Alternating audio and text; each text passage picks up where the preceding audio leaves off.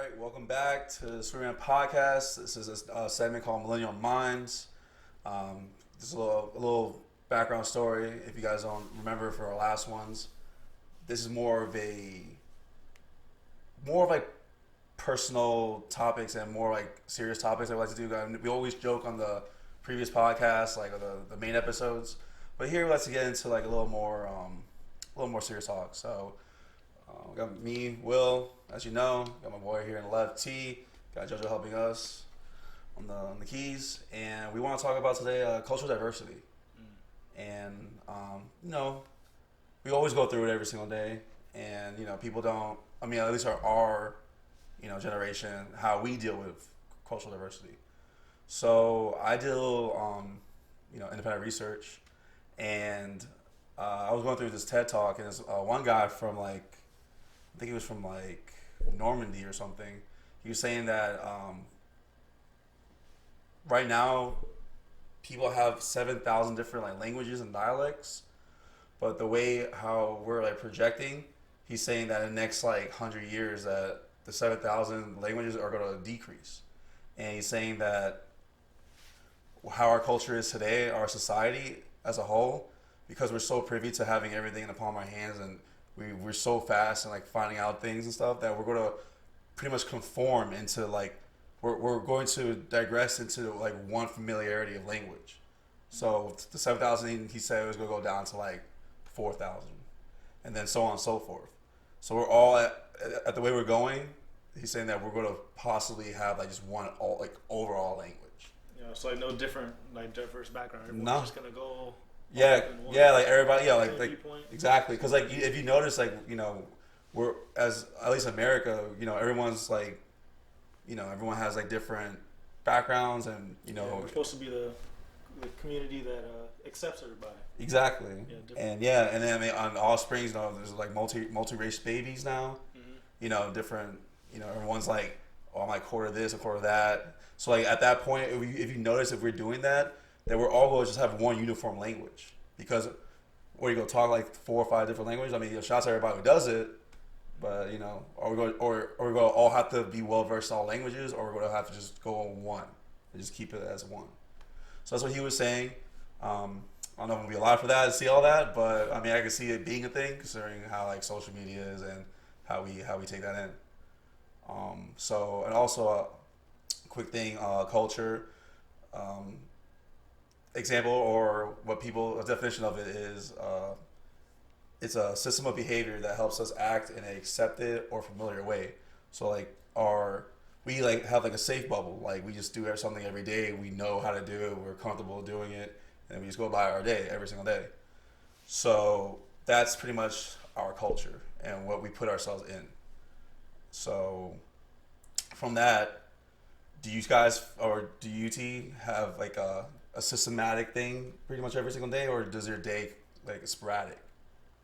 No, I think my day is pretty much planned out. Mm-hmm. If you probably know me, this certain time of the day, you can probably guess, oh, I'm at work, or I'm at gym, mm-hmm. or I'm with you guys. Yeah, so my day pretty much follows a pretty planned out thing. I don't really branch off to do too many things. I guess it doesn't not too much diversity. Okay, so yeah, day, I'm pretty much set in my ways, mm-hmm. how I do things. Okay, so and you're comfortable with that. You don't need to have sporadic things happening in your life. You like it to be just kind of a uniform. I know what I'm doing when I wake up. I know what I'm doing when I go in bed. Yeah, I know what I'm doing. Okay. I know, what type of music I'm listening to, mm-hmm. what type of food I'm gonna eat. Mm-hmm. All that. Don't branch out too much. Yeah. Okay. Yeah. I mean, of course, and that's whether you like it and that's accepting, then that's fine. Mm-hmm. So yeah, and me too. I mean, I like my day just being pretty much uniform, from beginning to the end, and not too much in between. I mean, yeah, you'll try to find time to do something different, but you're just so caught up in your time in life that you kind of keep it to a uniform until maybe you have time or you plan to do something different. Mm-hmm. All right. So all right, cool. So how do we tackle diversity? How would we go about it? Because there's always good ways and bad ways of doing that, right? Maybe as an example, if you were to talk to somebody, you'd be like, hey, why do you look like that? That's a way of you're acknowledging diversity, but is that a way that you want to like go about it? You know, it could be a little like insulting, a little almost insulting, right? Yeah. So I mean, yeah, like how would you? There's good ways of like going about it, like you know, kind of like prying into something, and just like kind of figuring out from there, like how do you go about it? Yeah, I think ways to just tackle diversity and get in a different point of view or a different area that you've never been in, just to be open-minded and put yourself in that situation or in another person's shoes. Mm-hmm. You know, a lot of times we will already have this preconceived notion that based off of that person, I know what it's like. I know that's probably not for me, but you don't really know until you actually get in that situation and put yourself out there. That's right. Really, okay, yeah. Definitely. And I mean, that goes perfect to what I was going to say next. How people go about it is 3 simple ways. It's like a confronting way, a complaining way, and a conforming way. So what I mean by that is like a confronting way is someone who, like I just said, acknowledges it, but like kind of goes about it in like a different way, maybe not the best way. So like I said, maybe someone's going to say, you know, why you look like that? But they're coming from a place like they're acknowledging it, but they don't know how to just go about it. So that's a confrontational thing. And then a complaining thing is you acknowledge it, but you don't want to hear it. Like you're like, all right, cool, like I get it. Like you know, I'm Hispanic. My diet pretty much consists of like pork, rice, and beans usually. You know, and then so let's say like someone was like, hey, like you know, like oh yeah, he's Hispanic, he eats rice and beans. Like, do you know why? Do you like why? You know, like yeah, like oh, like they're oh, he's always eating that. He's always eating rice and beans. So you just complain. You don't like dive in any further. You kind of just make a stereotype or a preconceived notion, and then you just go about it that way. You just go talk about it like that. So it's like a stereotype. Yeah. And conforming, what you were saying is like observing, learning, understanding who you're talking to. You know, like you said, like you can just talk to somebody. What you know? Why are they like that? You know, can you put yourself in their shoes? Can you like have an open dialogue and just be just truthful, and just like you know shed all that like you know chip on your shoulder, you know your pride, put that to the side, and you just talk to somebody. Yeah. You know whether it's like talking like rich and poor, or black and white, or you know things like that nature. Yeah. I think our culture does a good job of that for the most part. Yeah. I mean, with the whole, you know. People just accepting different, you know, no matter who you are. I feel like in this culture, the majority of us, not everybody, but majority of us, you know, will hear what you have out to say, and we'll listen to you and kind of just try to be inclusive in a way. I feel like the millennials, the younger crowd, they're more inclusive. Yeah. Trying to just, you know, find out more, come from a place of like curiosity, like. Yeah. Why curiosity for sure. To probably like back in the day, it's like, well, you look different than me. I'm gonna just leave that alone. Or you do things a little bit different than me. I'm just leave it at what it is. Yeah, and I like that. I think we're really good at doing it, or confronting people, or confiding out of curiosity. I think that's like what kind of separates us from like maybe an older generation. You know, the ones before us. And yeah, like I mean, that's a good. Actually, that's the perfect way of saying it. Is definitely like that curiosity for sure. So. Yeah, 'cause you can't really be wrong. You really just. You kind of want to know. You know. You just kind of. Absolutely. What you don't know almost can hurt you, but almost I don't know. It's like you just kind of want to know. You just. Yeah, you just want. Yeah, I understand. Definitely. You come from a good place. Exactly. It's coming from a good place. You know, it's never like, oh, you're like that, like. You know, oh, that's because why? No, like you come in like, I really want to know why you're like that. Instead of you like, I know you're like that. Right. Kind of like that. So I mean, what kind of have you ever been in a time and place in your life that you like went through diversity, like any time, whether it was like maybe work or school or other friends or other peers? I'd probably say the time was when I traveled. Went to Europe for about a month or so. So, you know, you're going to different places where English isn't the primary language, or your food, what you're accustomed to, isn't what you usually eat. Right. So I think when I traveled to Europe and just being in that environment, you really have to get out of your comfort zone and explore new things. Because what are you gonna do? Just So I'm in the country by myself. Like, yeah. And how did you go about it? Like what's the example like when you were out there in Europe? Like how did you go? How did you like go about it day to day? Like what was your? How did you like tackle diversity? I just I was real respectful with how I was talking to people. Okay, then. You know, I was trying to watch my manners. You know, not trying to give any weird looks to anyone if things may look different overseas. Right. You know, they may dress a certain way. Mm-hmm. You know, I just come from a place that, you know, I'm trying to just be respectful and enjoy what their country. Okay, so you just like you pretty much just out of respect, you just like indulged like what their their norm was. Yeah. And things that weren't normal to us, obviously, and it's them. Then you kind of just came like that in a respectful manner and just kind of abide by it. So you conformed. Yeah, pretty much. Yeah. So you conformed. Yeah, okay, that's cool. To what they did. That's know. cool. Cause you even pick up some of the languages. You know. Oh yeah. By the time I left France, I was picking up a little, child. Okay, little like that, little things in there. Yeah. Okay, so you pick up the language too. Yeah. That's cool. Yeah, because like I mean, like a lot of people would just kind of maybe, let's say if they're like at a business trip or they go in there for like business or something, they'll just kind of keep it to themselves. They don't want to like get out of the hotel, maybe just stay in the hotel. They just go where they gotta do. They come back because they don't want to like, they don't want to do anything like what they don't know anything. They're like scared or they're nervous or they just don't even want to like participate in something that they're not accustomed or they're not known to do. Right. So you went to conforming all the time. Okay, that's dope. Yeah. What about you? A lot of my diversity came from college, believe it or not. I definitely partook in like like after school activities or like out of class and really talk to people after classes and get to know them and like people that are from overseas. They're from boarding school.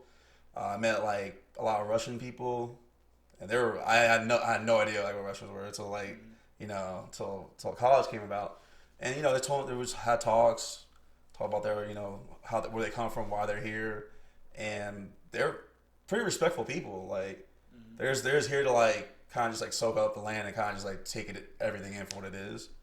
Yeah. But yeah, they're more like I think they're like way more respectful personally. Or yeah, so I had a really good time. It was like a pretty good group. It was like 20 people. They're like the only Hispanic in that group, just like hanging out with them. Yeah. It was cool. I really liked it. No, yeah, college is a good place. Like a melting pot of like you got experiences. Yeah, they got the rich, the poor. You know, middle class. Yeah. Different languages. Yeah, everyone is really from different places, but they're all trying to have the same goal in a way. You're trying to go to college to learn and pass those classes. Yeah, get those credits. So it definitely pushes you to, push your boundaries and talk to people. Yeah, get out of the comfort zone. Like, yeah, for sure. Mm-hmm. Definitely. So, from there, you talked about school. What about the workforce? What are your opinions on that? The workforce? Yeah. I think that's another challenging place because absolutely. You're not with the same age group all the time. Not everyone's, in the crowd where they're going out on the weekends. Right. People got family, kids. Mm-hmm. Other responsibilities. Husbands, yeah. So it definitely makes you open up and kind of just learn about what it's like for other people's households, things like that. So okay. And I mean, a lot of people like to keep like their work at work and home at home. So maybe a lot of people feel like they're like could be enclosed off and maybe just kind of like just go to work and then come back. But you can also like you just said, you create, relationships with your coworkers or higher ups or however you want to partake in it. And like you said, like coming from a different place, just kind of just take it in and figure that out. Yeah. But did you ever feel like you can't like act out, or did you ever feel like you can't like go to somebody, maybe like a higher up, or maybe you got an opinion about something? Yeah, probably just because in the workplace, especially in America, not everyone is the higher ups. The chains are not always as diverse. They don't come from the same background as you. So if you feel like sometimes when I would speak up about how I feel with an issue, it would kind of feel like that I'm representing the whole African American community with this issue. And I'm like, no, this is really just how I feel right now. Personally. So it comes with a lot of weight in a sense. No, I hear you. To just navigate through work and just and it's not that diverse. Yeah. No, really, yeah, same. I mean, I come from, I mean, at least from my workforce, very dope, very respectful. But yeah, there's some people that you kind of like get a little afraid to like speak out, like when people like say, yo, got any questions, or you read an email, like just like got any concerns, just email me. Do you get really email though? Nah, probably not, because people just don't want to like say the wrong thing, but they want to be true to themselves, right? So yeah, I mean, yeah, that's a little more tricky. I mean, it also comes with a lot of experience. Like maybe someone who just got there maybe a year or two, maybe the person who was there 10 years could do it for you. Maybe a person who's more familiar with the position or the area could do it for you. So I mean, that's one way of looking at how to tackle that adversity, or how to put you know not like put yourself out there, but someone who has maybe more of a hierarchy or more of a veteran level of where you're at could do that for you. Yeah, sure. Yeah, True. but how do you feel like other people handle social media or handle diversity? Do you feel like they always handle it the best way, like how we conform? Do you feel like other times people may just, I don't know, like experience it through other people, not always? yeah, no, yeah, okay, yeah, absolutely. We were talking about that. Personally, I think it's hard to be more to have cultural diversity if, let's just say, like an influencer or maybe someone who's like really like a A-list celebrity, and they're doing all these things and they're going all these places and they're meeting all these people, and then people like like lower class or people who just go to work and go home every day, like they just like look at it on social media and they're like, oh, that's cool, like I don't have to go there, I just saw it. And I feel that that's a big thing. I think I see. I mean, a lot of people are just like kind of just staying home, doing their thing around the city, and not experiencing these things, or not traveling, or not going to places like different countries and experiencing that stuff. That's because true. They see it on social media every day, and it's kind of like I'm not really missing out on anything. Yeah, it's like definitely social media and TV, like the commercials about Africa. Mm-hmm. How to donate. Oh yeah, those. They just portray Africa to be so bad, but really, it ain't like you go there and a lot of people from Africa. It's not like that at all. Nah. They're just as functional and have problems. And, like first world problems and stuff. So, yeah. And you're right. Like so TV portrays images and things that they want us to perceive, and perceiving it and being in it is different. Yeah, from that I probably wouldn't even want to go there.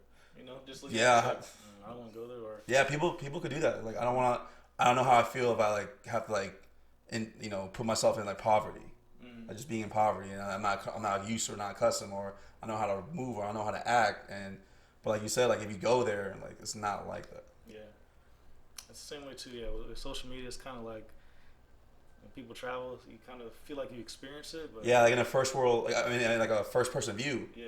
Exactly. Did you really though? Did you really? And it's true, because like I'm guilty of it myself.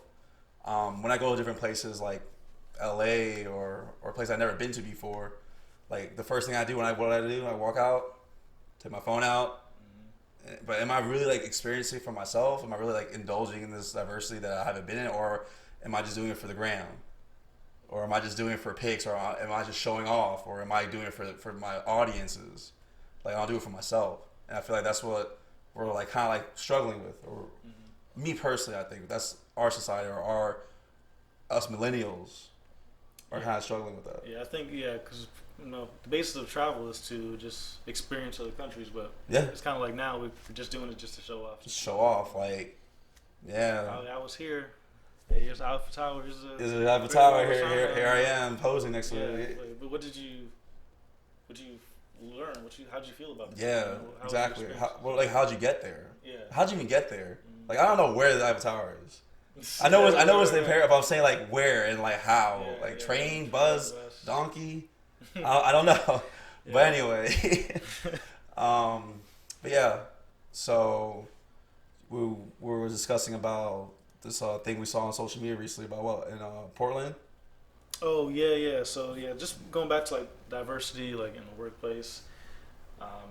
Portland Trailblazers. NBA team. They tweeted out a video just about the people who are running the social media accounts and things like that, and just in the video how it's portrayed. I mean, it's just all middle age, white people, Caucasian people, Caucasians. but it's kind of like you didn't really see a lot of diversity in the aspect coming from a league, but NBA is predominantly African American league, and like very like in touch with the culture as far as like young and old, as far as like hip hop, right? Like real inclusive. Real inclusive. What's going on in the culture.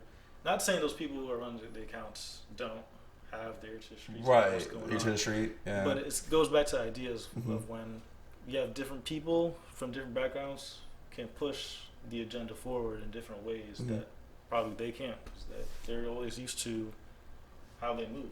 Right. What their background is, what their culture is. So. Yeah, and I didn't realize that until Jamel Hill. Jamel Hill, when she pointed out, because like I looked at it, I was like, all right, I mean regular stuff. But then when she like said that comment on her Twitter, I was like, you know what, like she's kind of right. Like the perspective of it looks a little like, dang, I wasn't really like thinking like that, but now I can see how that could be like people can get that perception. Right. Yeah, it is crazy because just think of how other people would probably tell that story and know the knowledge that they have. They probably just don't have they can't bring it because it's just all the same people pushing the same content and ideas. Right. So how do we, if we were to move forward as a people, we got to bring other people in to sort of challenge us. With their perspective. Right. And yeah, I mean maybe things could be different, I mean for better or worse. But you have to you take that cultural diversity and push it to that level, and also we were talking a little bit about, just kind of wrap things up. I mean, we talk about basketball because NBA season's upon us. What's his name? Dolan from the Rockets. Oh yeah, And he said something about what's going on in China, and he was going for support. I mean, just like little tidbit, but China's going through something right now as far as like protests against the government. Yeah, so they're suppressing people who are speaking out, against the government right now. Yeah, and that's a big thing.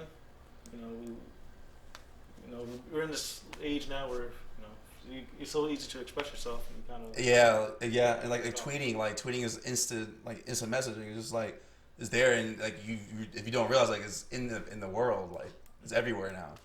Yeah. So then he said something on Twitter. And then the Chinese government took offense to that, or they're like, hey, like we do business with you. I don't understand why you're going to be against us, what we're trying to do, and basically pull the plug on a lot of things the NBA is trying to do with China. And then I think they said something like the NBA is losing over $200 million. Big market there. So pretty much we just got to be like socially aware of what we say, because like business, and culture are one and the same, and you don't want to rock the boat on some things. And I mean, if you do deem it what they're doing a bad thing, then maybe you can express or do something differently that's not as maybe as invasive or as like not understanding to a particular party. Right. You know what I mean? Yeah, I like that. Yeah. But on that note, thanks for listening to us. This episode 3 or 4 of the Millennial Minds. Talk about cultural diversity. Let us know what you guys think about it. If you like it, comment. If you have any questions or if there's any issues that you think that we haven't expressed about cultural diversity, please, because I'm not super based on this, but did a little research. Did like a lot of reading, and these little things that I've seen and these little things that I'm aware about. It's a big topic, so it's a big topic, and come up again. It may come up again. Man. Well, on that note, appreciate it. Like, subscribe. Thank you so much.